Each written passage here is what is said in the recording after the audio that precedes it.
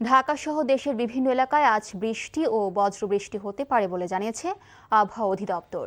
আবহাওয়া অফিস জানায়, সকাল 7টা থেকে পরবর্তী 6 ঘন্টায় ঢাকা ও পার্শ্ববর্তী এলাকায় আকাশ মেঘলা থাকতে পারে।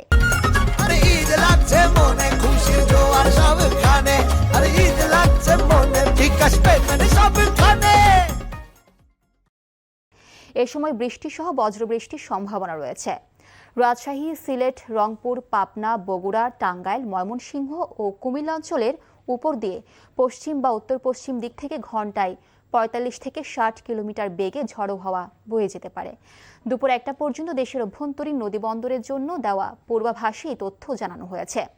এসব এলাকার নদীবন্দরকে 1 নম্বর সতর্ক সংকেত দেখিয়ে যেতে বলেছে আবহাওয়া অফিস।